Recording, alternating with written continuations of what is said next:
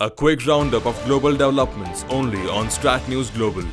Taiwanese lawmakers shoved, tackled and hit each other in parliament on Friday in a bitter dispute about reforms to the chamber. Just days before Lai Ching-te takes office without a legislative majority, there was chaos all around as lawmakers surged around the speaker's seat, some leaping over tables and pulling colleagues to the floor. Though calm soon returned, there were more scuffles in the afternoon. Main opposition party, the Kuomintang, has more seats than the Democratic Progressive Party or DPP, but not enough to form a majority of its own, and has been working with the small Taiwanese People's Party to push through its own proposals. The opposition wants to give the parliament greater scrutiny powers over the government, including a controversial proposal to criminalize officials who are deemed to make false statements in parliament.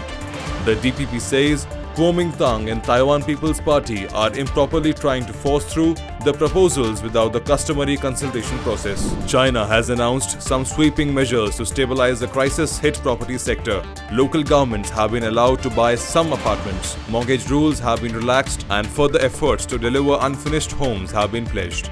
After waves of support measures over the past 2 years failed to turn around the sector, Vice Premier Hurley Fung said municipal governments can buy homes at reasonable prices. The homes would be used to provide affordable housing, he said, without giving a timeline or a target for the purchases. He also did not disclose how they would be funded. Local governments can now repurchase land sold to developers, and authorities will fight hard to complete stalled projects, he said. Fresh data showing the fastest drop in new home prices in more than 9 years highlighted the worsening state of the real estate sector. Russia's strategic alliance with China in the energy sector will strengthen further, President Vladimir Putin said on Friday, adding that Russia was ready to supply China with clean energy. The close relationship between Russia and China is a guarantor and has enhanced the well-being of the two countries, Putin said, speaking at a Russia-China Expo. Talking about industrial collaboration between the two countries, he said Chinese car makers entered the Russian market actively.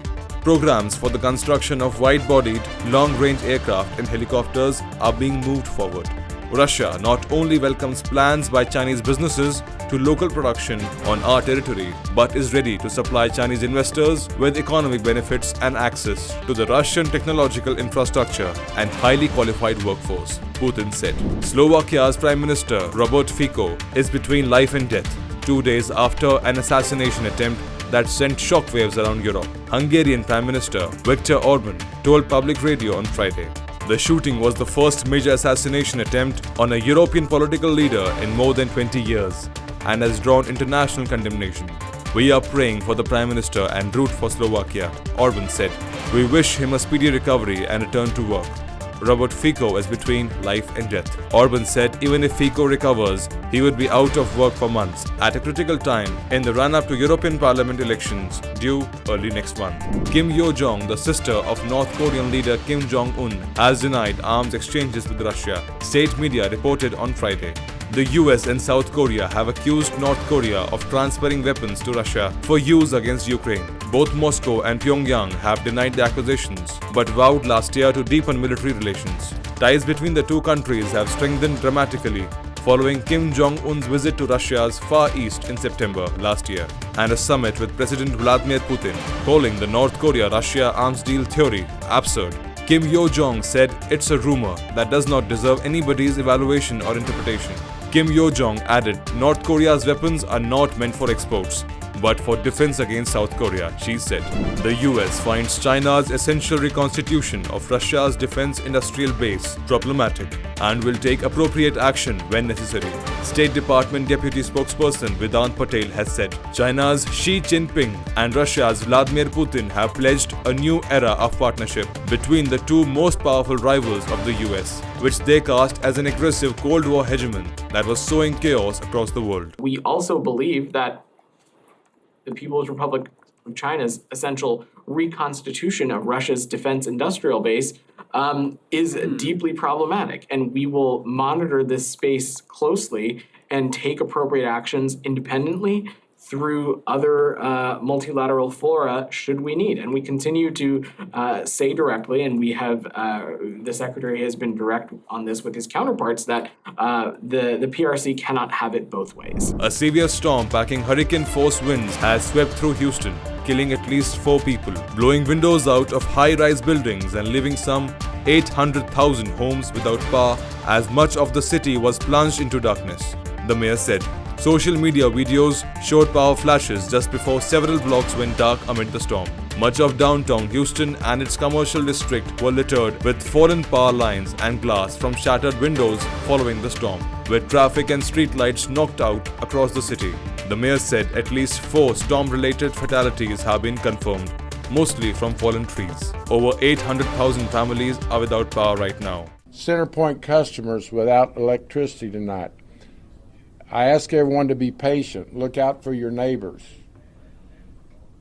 It'll take 24 hours for a lot of this power to be restored. Some will require 48 hours. So we're in a recovery mode.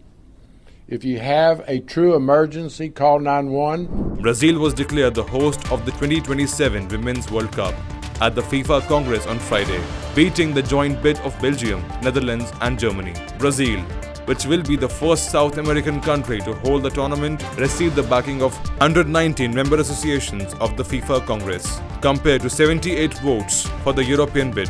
Brazil was given a slighter edge in the run-up to Friday's vote after a FIFA technical evaluation released last week gave it a score of 4 out of 5 versus 3.7 for the Belgium-Netherlands-Germany bid. The race was whittled down to 2 last month after the US and Mexico withdrew their joint bid to pursue the 2031 tournament instead. Do Rio Grande do Sul, onde deverá ter grande centro de desenvolvimento do futebol feminino. Eu quero que, sem nenhum tipo de vaidade, nós queremos fazer e realizar a melhor e a maior Copa do Mundo feminina de todos os tempos. Convido a todos vocês para que estejam no Brasil, para que vocês possam desfrutar da hospitalidade do nosso país. A dike under construction burst its banks after heavy rain, leaving flooded pastures and damaged farmers in the north of Colombia. The infrastructure, which was designed to reduce the flow of the Cauca River to prevent flooding of agricultural land, burst its banks after heavy downpour at the start of the rainy season in the northern department of Bolivar.